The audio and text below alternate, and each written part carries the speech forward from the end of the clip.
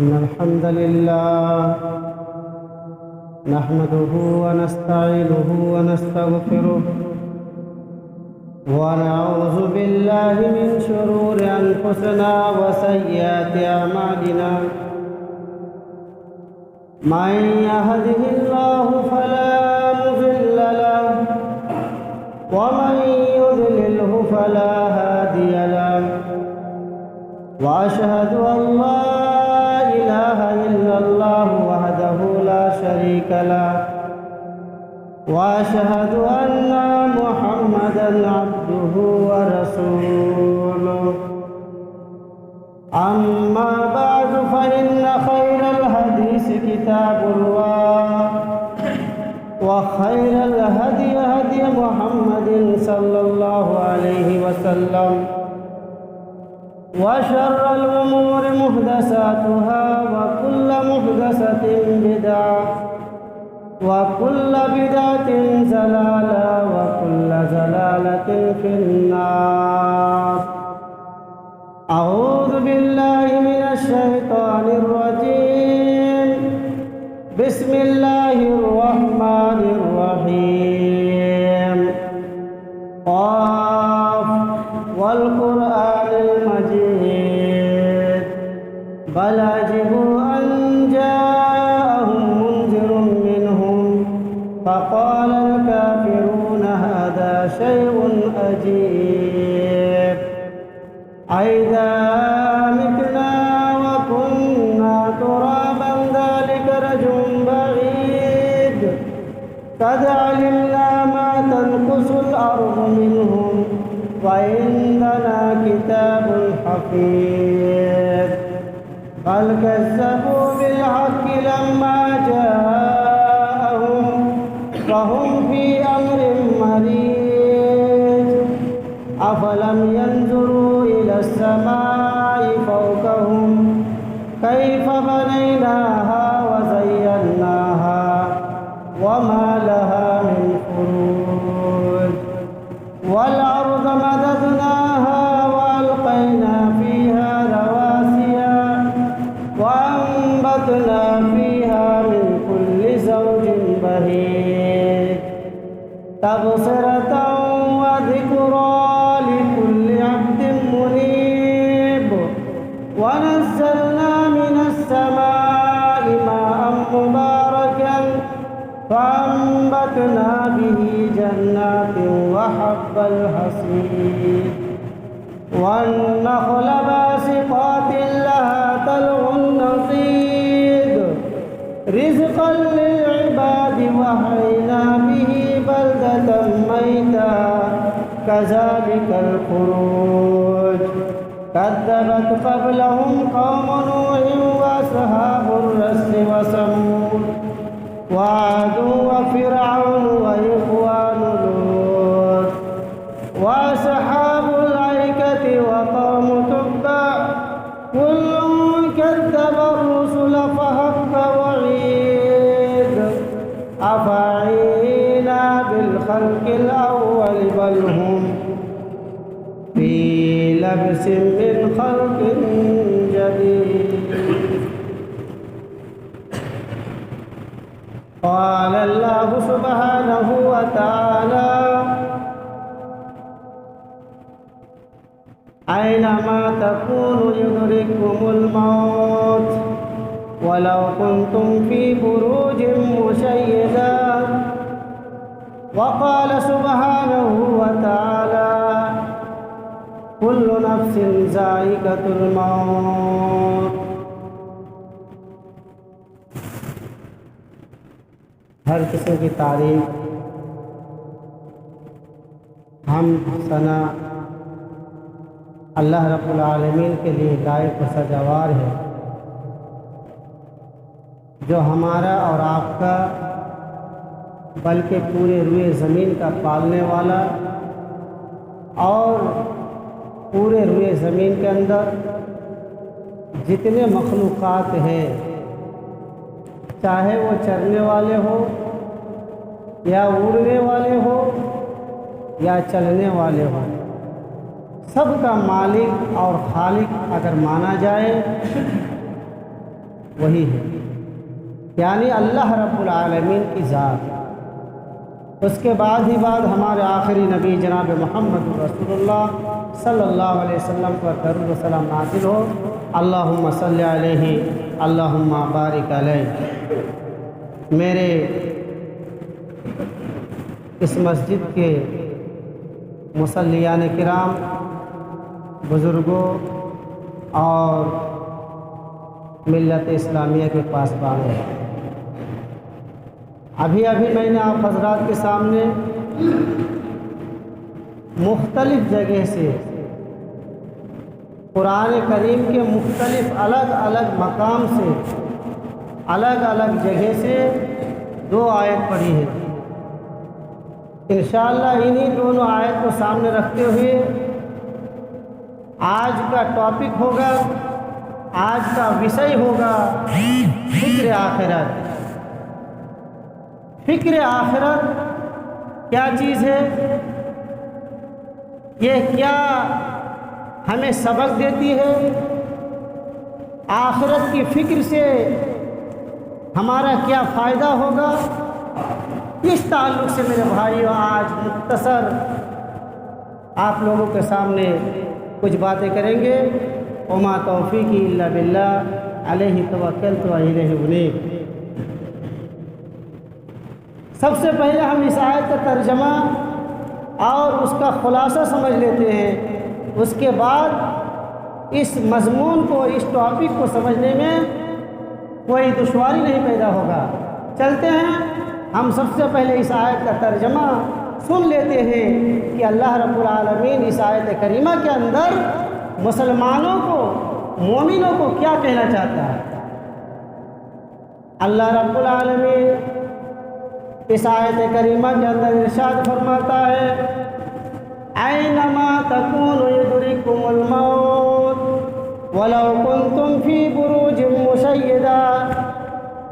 Anima تکونوا یدرککم الموت، اے لوگوں، اے سانس لینے والے مسلمانوں، اے چلنے والے مسلمانوں، اے دونوں ہاتھوں کے ذریعے سے کام کرنے والے مسلمانوں، اے رکشہ چلانے والے مسلمانوں، اے بزنس کرنے والے مسلمانوں، گویا کہ پورے روئے زمین کے مسلمانوں کو اللہ تعالیٰ چیخ چیخ کر کے اعلان کر رہا ہے، اینما تکونوا یدرککم الموت۔ اے لوگوں، تم دنیا کے کہیں بھی ہو، تم تجارت کے لیے دلی جاتے ہو، تم تجارت کے لیے ممبئی جاتے ہو، تم تجارت کے لیے سورت جاتے ہو، تم تجارت کے لیے کیرالہ جاتے ہو، تم تجارت کے لیے روئے زمین کے خطے خطے میں تم پہنچتے ہو۔ اے لوگوں، اللہ کو مت بھولنا، اس کے رسول کو مت بھولنا۔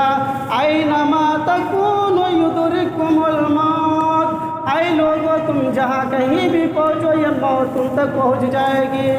موت کو بلانے کے لیے تمہیں آرڈر نہیں کرنا پڑے گا، تم جب چاہو مر جاؤ، یہ نہیں ہو سکتا ہے، بلکہ اللہ رب العالمین کی طرف سے تمہارے پاس پروانہ پہنچ جائے گا۔ اللہ رب العالمین کا سندیش اور اللہ رب العالمین کا فرشتے تمہارے سامنے پہنچ جائے گا جب تمہارا وقت آ جائے گا۔ پہلے بھی نہیں مر سکتے، دنیا کی مصیبت سے تم گھبراتے ہو، دنیا کی مصیبت میں گھبرانے کے بعد تم کہتے ہو اے اللہ میری موت کر دے، لیکن تمہاری موت نہیں آ سکتی ہے جب تک کہ اللہ رب العالمین کا آرڈر نہ ہو جائے۔ اور جب موت کا فرشتہ آپ کے پاس آ جائے اور کہے کہ میں تمہارا موت کا فرشتہ ہوں، میں ملک الموت ہوں، تمہارا جان نکالنے کے لیے میں آیا ہوں، تو تم نہیں کہہ سکتے کہ اے فرشتے ہمارے بنگلے ہیں، ہمارے گاڑیاں ہیں، ہمارے بہت سارے مالدار آدمی ہیں، یہ جائیداد تم لے لو اور مجھے کچھ دن کے لیے پھر اس دنیا میں رکھ دو۔ فرشتے گھوس نہیں کھاتے ہیں۔ میرے بھائیوں، کہنے کا مقصد یہ ہے کہ انسان اس روئے زمین کے اندر جہاں کہیں بھی رہے، یہ موت اس تک پہنچ جائے گا اور پہنچنے کے بعد اس کا روح قبض کر لے گا۔ آپ نے دیکھا نہیں، دنیا کا سب سے اونچا بلڈنگ، آپ فیس بک چلاتے ہیں نا، यूट्यूब देखते हैं ना, न्यूज़ में नज़र रखते हैं ना, दुनिया का सबसे ऊंचा मकान बनाने वाला बुर्ज खलीफा के नाम से मशहूर है। अभी कुछ ही दिन पहले उसका इंतकाल हो गया। अरब इमारत में दुबई का रहने वाला, जो लोग दुबई गए हैं आप में से देखे होंगे, बुर्ज खलीफा को बनाने वाले उसका भी यही ईमान था कि मुझे एक ना एक दिन इस कब्र में जाना है। मेरे भाइयों, बुर्ज खलीफा बनाने वाले भी इस रुए ज़मीन पर नहीं रहे, सबसे ऊंचा मकान बनाया दुनिया के अंदर और नाम कमाया कि सबसे ऊंचा मकान बनाने वाले हम ही हैं। लेकिन उसका भी ठिकाना कहाँ? इसी मिट्टी में मेरे भाई। इसलिए किसी शायर ने कहा है, जगह जी लगाने का ये दुनिया नहीं है, जगह जी लगाने का ये दुनिया नहीं है, इबरत की सामा है तमाशा नहीं है। ये जो तमाशा कर रहे हो, ये चंद दिन की दुनिया में हम जो बाजार करने के लिए आए हैं, अल्लाह के नबी सल्लल्लाहु अलैहि वसल्लम ने फरमाया ये दुनिया जो है बाजार करने के लिए आदमी आया है। बाजार जो करे, करने के बाद फिर चला जाए, अपना घर पहुंच जाए। इसी तरीके से अल्लाह ताला ने हमें इस लिए ज़मीन के अंदर भेजा है बाजार करने के लिए, यानी अच्छे अच्छे नेक आमाल करने के लिए। और जब हम नेक आमाल करके अच्छे अच्छे नेकियां लेकर के अल्लाह के दरबार में पहुंचेंगे तो फिर हमें जन्नत नसीब होगी। अल्लाह ताला इस आयत करीमा का क्या फरमाया, वलौ कुंतुम फी बुरूजिन मुशय्यदा, मौत तुम तक आ पहुँचेगी, मौत से तुम भाग नहीं सकते। वलौ कुंतुम फी बुरूजिन मुशय्यदा, अगरचे तुम शीशे पिलाए हुए दीवार के मानंद एयर कंडीशन घर ही के अंदर ही अगर तुम हो, उसके बावजूद ये मौत तुम तक पहुंच जाएगी और पहुंचने के बाद तुम्हारा रूह कब्ज़ कर लेगा। आप जानते हैं हज़रत मूसा अलैहिस्सलाम के पास फरिश्ते आते हैं, मलकुल मौत। अल्लाह ताला कहता है मलकुल मौत जाओ हज़रत मूसा का रूह कब्ज़ करके ले आओ। जितने नबी आए दुनिया में सबको इस दुनिया को छोड़ करके जाना पड़ा है। अल्लाह के आर्डर लेकर के हजरत मलकुल मौत पहुँचते हैं मूसा अलैहिस्सलाम के पास और उनको सवाल करते हैं, उनको पूछते हैं, ऐ मूसा अलैहिस्सलाम, अल्लाह रब्बुल आलमीन की तरफ से मैं तुम्हारे पास आया हूँ रूह कब्ज़ करने के लिए। हजरत मूसा अलैहिस्सलाम ने एक थप्पड़ मार करके मलकुल मौत के दायां आँख को फोड़ दिया, अंधा कर दिया। एक थप्पड़ मारा और दायां आँख एकदम खुल गया, अंधा हो गया। ऐसी हालत में अल्लाह रब्बुल आलमीन के पास पहुँचते हैं, अल्लाह रब्बुल आलमीन को जा करके दरख्वास्त करते हैं, ये अप्लाई करते हैं, या रब्बी, आए मेरे परवरदिगार आलम, ये जो मेरी हालत है आप देख रहे हैं, ये एक आँख को फोड़ डाला है और ये किसी बंदे ने नहीं फोड़ा है, तुम्हारे ही बरगुज़ीदा बंदा, तुम्हारे ही चहीता बंदा मूसा अलैहिस्सलाम ने मुझे मार करके ये आँख फोड़ दिया है। अल्लाह रब्बुल आलमीन कहता है, आए मलकुल मौत, वजह क्या है, क्यों मूसा अलैहिस्सलाम ने तुम्हारे आँख में एक थप्पड़ मार करके तुम्हारे आँख को फोड़ दिया है। मलकुल मौत कहते हैं, आए अल्लाह, मूसा अलैहिस्सलाम मरना नहीं चाहते, अभी भी इसी दुनिया में रहना चाहते हैं, इसलिए उसने मुझे मार करके भगा दिया। हाँ, ऐसी बात है। अल्लाह ताला फिर कहता है, इसको मलकुल मौत फरिश्ते को कहते हैं, जिसको हम लोग अज़राइल कहते हैं। अज़राइल ये किसी हदीस की किताब में नहीं मिलेगा। मलकुल मौत फरिश्ता जो रूह निकालते हैं उसको हम लोग अज़राइल कहते हैं। ये अज़राइल कुछ नहीं है हदीस में। मलकुल मौत बोलिएगा, मलकुल मौत फरिश्ता पहुँचे किसके पास? अल्लाह ताला फिर कहता है मूसा के पास फिर जाओ तुम। अल्लाह हम नहीं जा सकते, पहली मर्तबा गए तो हमारी ये हालत, अभी हम दूसरी मर्तबा जाएंगे तो फिर पता नहीं क्या करेगा, हम नहीं जा सकते हैं। अल्लाह ताला ने कहा یہ تمہارا ڈیوٹی ہے اور تم نہیں جا سکتے؟ اپنے ڈیوٹی کو تو نبھایا کرو، جاؤ اپنے بندے کے پاس۔ موسیٰ علیہ السلام پھر آئے، ملک الموت پہنچ جاتے ہیں۔ موسیٰ علیہ السلام اپنے روم میں بیٹھے ہوئے ہوتے ہیں۔ ملک الموت پہنچنے کے بعد دریافت کرتے ہیں، سوال کرتے ہیں، اے نبی موسیٰ، پھر میں تیرے دربار میں آیا ہوں اللہ رب العالمین کا حکم لے کر کے، اللہ رب العالمین کا پیغام لے کر کے کہ اللہ رب العالمین نے مجھے بھیجا ہے تمہارے روح کو قبض کرنے کے لیے۔ اچھا، پھر آیا ہوں تو کہ روح قبض کرنے کے لیے؟ ٹھیک ہے۔ اللہ تعالیٰ نے کہا اے فرشتے اس کو کہہ دو کہ وہ ایک گائے کے اوپر اپنا ہاتھ رکھتے اور اس ہاتھ کے نیچے اس گائے کے جتنے بال آئے گا اس کے ہر بال کی عوض وہ ایک سال زندہ رہے گا۔ وہ موت نہیں چاہتا ہے موسیٰ علیہ السلام، تو اس کو بولو کہ ایک گائے کے پیٹھ میں ہاتھ رکھ کے اور اس ہاتھ کے نیچے جتنا بال آئے اتنا بقدر وہ اس روئے زمین کے اندر اتنا ہی دن جیے گا۔ یعنی 1000 اگر بال آئے تو 1000 سال تک اس روئے زمین میں رہے گا۔ موسیٰ علیہ السلام نے سوال کر دیا، آئے ملک الموت، اس کے بعد پھر کیا ہوگا؟ کہا کہ اس کا پھر مرنا ہے۔ تو موسیٰ علیہ السلام نے کیا کہا؟ جب ہمیں آج بھی مرنا ہے اور 1000 سال کے بعد بھی مرنا ہے تو پھر لیٹ کرنے کی ضرورت نہیں ہے، ابھی میرا روح نکال لو اور اللہ کے پاس پہنچا دو۔ چنانچہ میرے بھائی ملک الموت پہنچ گئے اور اس کے روح کو نکال کر کے لے کر کے چلے گئے۔ تو معلوم یہ ہوا میرے بھائیوں، کوئی اس روئے زمین کے اندر رہنے کے لیے نہیں آیا ہے، بازار کرنے کے لیے آیا ہے، بازار کرنے کے لیے۔ آپ جاتے ہیں سفر میں کتنے کپڑے لیتے ہیں؟ 1-2 کپڑے لیتے ہیں، پینے کے لیے پانی لیتے ہیں، کھانے پینے کے لیے کچھ لیتے ہیں، اسٹیشن میں بیٹھتے ہیں، ٹرین آتی ہے فوراً بیٹھ جاتے ہیں اور اپنے مقام تک پہنچ جاتے ہیں۔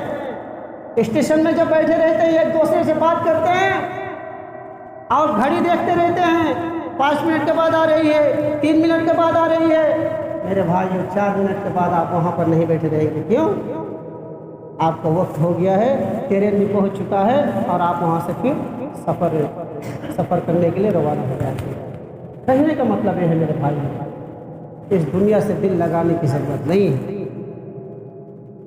حضرت عبداللہ بن عمر رضی اللہ تعالیٰ عنہ کہتے ہیں، اخذ رسول اللہ صلی اللہ علیہ وسلم بمنکبی فقال کن فی الدنیا کانک غریب او عابر سبیل۔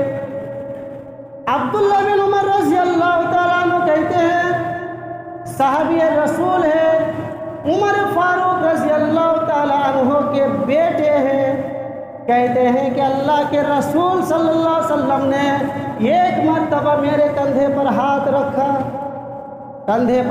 رکھا اور رکھنے کے بعد کہنے لگے، میرے چہرے کی طرف دیکھ رہے تھے اور کہہ رہے تھے، اے ابن عمر کن فی الدنیا کانک غریب، تم اس روئے زمین کے اندر اس دنیا میں انجانا بن کر کے رہو، مسافر بن کر کے رہو کہ تم کو کوئی نہیں پہچانتا ہے۔ اس کے بعد عبداللہ بن عمر کہتے ہیں، اذا امسیت فلا تنتظر المساء واذا اصبحت فلا تنتظر المساء، جب تم صبح کرو تو شام کا انتظار نہ کرو، اور جب شام کرو تو صبح کا انتظار مت کیا کرو۔ نہیں کر سکتے، ابھی صبح ہے، ابھی دوپہر کا وقت ہے، وہ انسان نہیں کہہ سکتا ہے کہ ہم شام تک بچ سکتے ہیں، نہیں۔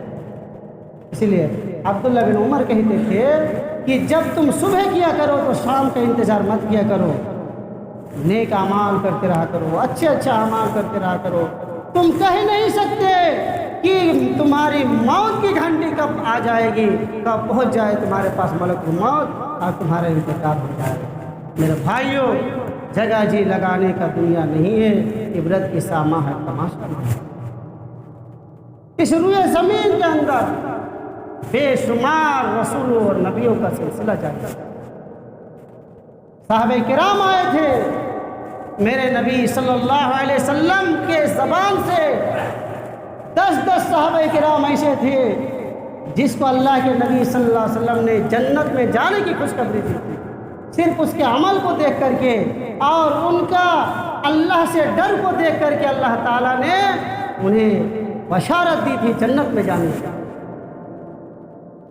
اللہ کے نبی صلی اللہ علیہ وسلم فجر کی نماز پڑھتے ہیں، سلام پھیرتے ہیں، السلام علیکم ورحمۃ اللہ، السلام علیکم ورحمۃ اللہ۔ اپنا چہرہ مقتدی کی طرف کرتے ہیں، نماز ختم کرنے کے بعد اپنے چہرے کو مقتدی کی طرف کرتے ہیں اور سوال کرتے ہیں، فرمان جاری کرتے ہیں، ابو بکر تم جنتی ہو، عثمان تم جنتی ہو، عمر تم جنتی ہو، علی تم جنتی ہو۔ اس طریقے سے میرے بھائیوں 10 صحابہ کرام کا نام اللہ کے نبی صلی اللہ علیہ وسلم نے اسی نماز کے بعد ایک دم اعلان کر دیا۔ حضرت عثمان غنی جنتی آدمی ہے، لیکن میرے بھائی اس کا کام دیکھیے، جب قبرستان میں پہنچتے ہیں تو اس قدر روتے ہیں کہ دونوں آنکھوں سے آنسو جاری ہو جاتے ہیں۔ صحابہ کرام سوال کرتے ہیں، اے خلیفۃ المسلمین، اے عثمان غنی رضی اللہ تعالیٰ عنہ، کیا ماجرا ہے، کیا وجہ ہے؟ جب آپ نبی کریم صلی اللہ علیہ وسلم کے مجلس میں ہوتے ہیں، جب آپ کو ہم نے مسجد نبوی میں دیکھا کہ اللہ کے نبی صلی اللہ علیہ وسلم جنت کے بارے میں بتلاتے ہیں، تو آپ کے آنکھوں میں ہم لوگوں نے آنسو نہیں دیکھے۔ جب جہنم کے بارے میں میرے نبی بتاتے ہیں تو آپ کے آنکھوں میں آنسو نہیں دیکھی۔ لیکن اے خلیفۃ المسلمین، اے حضرت عثمان غنی رضی اللہ تعالیٰ عنہ، کیا بات ہے، کیا وجہ ہے کہ آپ جب قبرستان میں آتے ہیں تو قبرستان میں آنے کے بعد آپ زار و قطار روتے ہی رہتے ہیں، یہاں تک کہ آپ کے داڑھی سے آنسو نیچے زمین میں ٹپکتے ہی رہتے ہیں؟ سوال کیا، سوال کا جواب دیتے ہیں۔ حضرت عثمان غنی نے فرمایا، اے میرے دوستو، اے میرے حبیبوں، اے میرے بزرگوں، اے لوگوں، اے صحابہ کرام کی جماعتوں، تم لوگوں نے مجھے سوال کیا کہ اے عثمان، تم قبرستان میں آنے کے بعد اس قدر کیوں رویا کرتے ہو؟ تو اس کی وجہ یہ ہے، اے لوگوں، یہ قبر جو ہے آخرت کی پہلی منزل ہے، یہ قبر آخرت کی پہلی منزل ہے۔ اگر ایک انسان اس قبر میں فرشتے کے جواب دینے میں اگر وہ کامیاب ہو گیا تو وہ سارے منزلیں اس کے لیے آسان ہو جائیں گے، اور اگر وہ اس قبر میں اگر فرشتے کے سوال کے جواب دینے میں اگر وہ فیل ہو گیا تو پھر وہ سارے منازل میں فیل ہو جائیں گے، ہر جگہ فیل ہو جائیں گے، کامیاب نہیں ہوگا۔ اس لیے میں رو رہا ہوں، اے لوگوں، جب قبرستان میں آیا کرو تو زیادہ سے زیادہ تم لوگ رویا کرو۔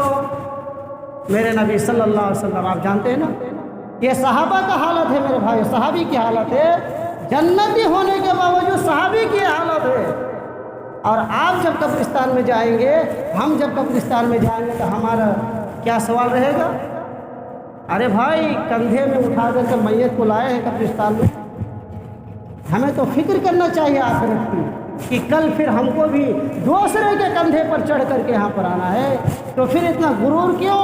کس بات کی گھمنڈ؟ کس بات کی؟ دولت کی گھمنڈ؟ تو دولت کی گھمنڈ تو فرعون نے بھی کیا تھا، شداد نے بھی کیا تھا، قارون و حامان نے بھی کیا تھا۔ میرے بھائیوں، فرعون بھی چلے گئے، فرعون بھی نالائق ملعون چلا گیا اس دنیا سے، قارون بھی چلا گیا، قارون کا خزانہ بھی چلا گیا، ان کا نام لینے والا اس دنیا میں نہیں۔ حامان بھی چلا گیا، حامان کے جائیداد بھی اس دنیا سے چلا گیا۔ موسیٰ علیہ السلام کے ساتھ ٹکر لینے والے فرعون، کون نہیں جانتا ہے، اس کا لاش ابھی بھی مصر کے میوزیم ہال میں وہاں پر رکھا ہوا ہے۔ میرے بھائیوں، زمین پر اس کے لاش کو حرام کر دیا ہے، قیامت تک زمین اس کے لاش کو نہیں لے گا، قبول نہیں کرے گا۔ میرے بھائیوں، گھمنڈ کس بات کی؟ قبرستان میں جا کر کے۔ اسی لیے اللہ کے نبی نے فرمایا اے لوگوں زیادہ سے زیادہ قبر کی زیارت کیا کرو، کیوں؟ تمہیں آخرت کی یاد نصیب ہوگا۔ جب قبرستان میں جاؤ گے اپنے باپ کو یاد کر کے، اپنے ماں کو یاد کر کے، اپنے دادا دادی نانا نانی کو یاد کر کے جب تم قبرستان میں پہنچو گے، واللہ بول رہا ہوں کہ آپ کا دل بالکل ہی پسیج جائے گا، نرم ہو جائے گا۔ وہی انسان جو بدمعاشی کیا کرتے تھے راستوں میں، مارکیٹوں میں، وہی جب قبرستان میں پہنچتے تو اس کا دل نرم ہو جاتا۔ کیوں؟ اس لیے کہ اس کو بھی یہاں پر آنا ہے۔ جتنی بدمعاشیت کریں، جتنا ہم ظلم کریں، لیکن میرے بھائیوں کسی دوسرے کے کندھے پر چڑھ کر ہی ہم قبرستان میں آ سکتے ہیں، اکیلے نہیں آ سکتے۔ آپ اکیلے چل کر نہیں آ سکتے ہیں۔ اسی لیے کہا گیا ہے کہ مسلمانوں ایک دوسرے کے ساتھ مل جل کر کے، مومنوں ایک دوسرے کے ساتھ مل جل کر کے اس طرح سے رہا کرو جس طرح سے تم ایک عمارت تیار کرتے ہو، ایک بلڈنگ بناتے ہو تو ایک اینٹ کے بعد جب دوسرا اینٹ رکھتے ہو پھر تیسرا اینٹ رکھتے ہو، اس لیے کہ الگ الگ جب آپ اینٹ رکھ کر کے عمارت تیار کریں گے تو یہ عمارت قائم نہیں ہو سکتا ہے۔ اسی طریقے سے اگر مسلمانوں الگ الگ رہو گے عمارت قائم نہیں ہوگی، تمہارا ایمان کمزور ہو جائے گا، دشمنان اسلام تم پر ٹوٹ پڑیں گے جس طرح سے یہ بھوکا آدمی دسترخوان میں ٹوٹ پڑتا ہے کھانے کے لیے، اسی طریقے سے مسلمانوں کے اوپر پورے دنیا کے دشمن حکمراں آج مظالم جو مسلمانوں کے اوپر ہمارے ہندوستان میں کبھی مسجدوں سے مائک کو اتارا جا رہا ہے، کبھی مسجد کے وضو خانے کے فوارے کو شیو لنگ بتایا جا رہا ہے۔ میرے بھائیوں اللہ کی قسم بول رہا ہوں، آج اس مسجد کو شہید کر رہا ہے، آج کل اس مسجد کو شہید کر رہا ہے، اسی طریقے سے آج ہمارے ہاتھوں سے بابری مسجد کو چلا گیا۔ ابھی بنارس کے اندر گیان واپی مسجد کو لے کر کے کتنے راجنیتی دیکھ رہے ہیں آپ، جہاں پر مصلیان کرام بیٹھ کر کے وضو کرتے ہیں، بیچ سے جو فوارہ پانی کا نکلتا ہے یہ اتنا ان کے دماغ میں گوبر ہے میرے بھائیوں، اللہ کی قسم ہے گوبر کے علاوہ اس کے دماغ میں کچھ نہیں ہے۔ وضو خانے کے اندر شیو لنگ کیسے آ سکتا ہے؟ جب میں نے دیکھا میرے بھائی دونوں آنکھوں سے آنسو چل رہے ہیں، کس طرح سے مسجدوں کو شہید کیا جا رہا ہے، قبضہ میں لیا جا رہا ہے، مسلمانوں کے ایمان کے ساتھ کھلواڑ کیا جا رہا ہے۔ جب میں جامعہ سلفیہ مرکزی دارالعلوم بنارس میں پڑھ رہا تھا، اس مسجد میں میرے بھائیوں کئی وقت کی نماز پڑھا، جب دیکھ رہا ہوں سن رہا ہوں کہ اسی مسجد کو آج شہید کرنے کی کوشش ہو رہی ہے۔ مسجد ہے گیان واپی اور اسی کے بغل میں شیو مندر ہے، شیو مندر، راستہ دونوں کا ایک ہی ہے۔ پولیس وہاں پر ادھیکاری لوگ کھڑے رہتے ہیں ہر وقت کی نماز میں، اور جو لوگ بھی نماز کے لیے جائیں گے تو اس کا چیک کر کے اندر جانے کے لیے دیں گے۔ کئی وقت کی نماز، ظہر اور عصر کی نماز بہت بار پڑھا ہوں، لیکن میرے بھائیوں بادشاہ کی مسجد ہے پہلی زمانے کی، وہاں مفتی شہر بنارس کا جو مفتی ہے وہ وہاں کے امام ہیں، الحمدللہ اتنے دن سے نماز پڑھتے آ رہے ہیں، اور اچانک اس مسجد کو قبضہ میں کر لیا گیا اور رائے سنا رہے ہیں، آپ تو دیکھ ہی رہے ہیں، اتنا غلط رائے دے رہے ہیں۔ اللہ تعالیٰ اس مسجد کی حفاظت فرمائے، ہمارے مسلمان کی حفاظت فرمائے۔ ہم جہاں کہیں بھی رہے مسلمانوں ایک مضبوط ایک دم قلعہ بن کر کے ہم رہے کہ اگر کوئی گولی بھی مارے تو ہم اپنے جسم میں گولی لینے کے لیے تیار ہیں، لیکن ہم مسجد کو شہید نہیں کرنے دیں گے۔ اپنے مسجد کی بھی آپ حفاظت کیجئے۔ آپ الحمدللہ یہ عالی شان اچھا بہت بڑا مسجد بھی بنائے ہیں، یہاں تو بہت چھوٹی مسجد تھی وہاں پر دیکھا تھا، آج میں جب آیا پہلی بار تو دیکھا اتنی بڑی مسجد، دل سے دعا نکل رہی ہے کہ گاؤں والے نے کتنے محنت کر کے کتنے پیسہ خرچ کر کے اتنے اچھے مسجد بنائے ہیں۔ میرے بھائی آپ لوگوں سے گزارش ہے کہ آپ لوگ اس مسجد کا حفاظت کریں، مسجد کی حفاظت کریں میرے بھائی، اپنے گھر کی جس طرح آپ حفاظت کرتے ہیں، اپنے بال بچوں کی جس طرح آپ حفاظت کرتے ہیں، میرے بھائیوں مسجد کی حفاظت کرنا بالکل ضروری ہے۔ آج افسوس کا مقام ہے کسی مسجد میں اگر پنکھا خراب ہو جائے ایک ہفتہ لگ جاتا ہے پنکھا کو بنوانے کے لیے، لیکن آپ کے گھر کا جب پنکھا خراب ہو جاتا ہے تو فوراً آپ اس کو اتارتے ہیں، مستری کو فون کرتے ہیں، کیا کرتے ہیں، جلدی سے لگواتے ہیں۔ یہ اللہ کا گھر ہے میرے بھائی، اللہ کا گھر ہے، اس کی اگر آپ پورے گاؤں والے حفاظت کریں گے، اس کی دیکھ ریکھ کریں گے تو میرے بھائیو اس کا آپ کو ثواب ملے گا۔ اللہ تعالیٰ کے نبی صلی اللہ علیہ وسلم قرآن حدیث کے اندر فرماتے ہیں کہ من بنا للہ مسجدا بنى اللہ لہ بیتا فی الجنہ، اس روئے زمین کے اندر کوئی شخص اگر مسجد بناتا ہے، مسجد کی تعمیر کرتا ہے تو اللہ تعالیٰ اس کے لیے جنت میں ایک گھر بناتا ہے، جنت میں گھر بنائے گا میرے بھائیو۔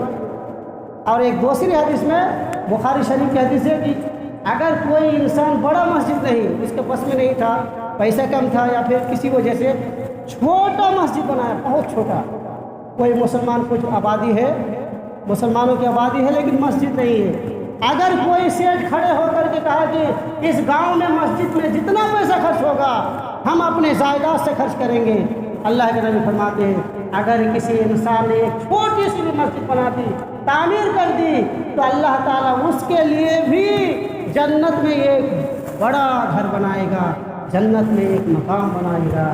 میرے بھائیوں، آپ لوگوں سے گزارش ہے کہ فکر آخرت زیادہ زیادہ کیا کیجیے، آخرت کی فکر کیا کیجیے میرے بھائیوں۔ اس دنیا میں ہم لوگ ہمیشہ رہنے کے لیے نہیں آئے ہیں، اس دنیا میں ہم لوگ بازار کرنے کے لیے آئے ہیں، ہم مسافر ہیں، ہمارے مرنے کے بعد ہمیں کوئی یاد نہیں کرنے والا ہوگا۔ اگر ہم اچھے بن کر کے مریں گے تو ہمارے پیچھے کے لوگ ہمیں یاد کریں گے، اور اگر ہم کسی کے اوپر ظلم کر کے مریں گے، کسی کے جائیداد کو دخل کر کے مریں گے، کسی کے اوپر ہم اگر اتیاچار کر کے مریں گے تو میرے بھائیوں اس دنیا میں بھی رسوائی اور آخرت میں بھی رسوائی ہوگی۔ یہی چند کلمات کہہ کر کے میں اپنی تقریر کو ختم کر رہا ہوں۔ اقول قولی ھذا استغفر اللہ لی ولکم ولسائر المسلمین من کل ذنب واتوب الیہ۔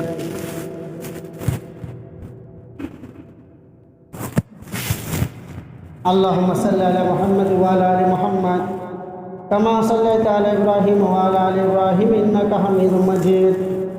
اللہم بارک علی محمد وعلی آل محمد کما بارکت علی ابراہیم وعلی آل ابراہیم انک حمید مجید۔ ربنا آتنا فی الدنیا حسنہ وفی الآخرۃ حسنۃ وقنا عذاب النار۔ ربنا ظلمنا انفسنا وان لم تغفر لنا وترحمنا لنكونن من الخاسرین۔ سبحان ربک رب العزۃ عما یصفون وسلام علی المرسلین الحمد للہ رب العالمین۔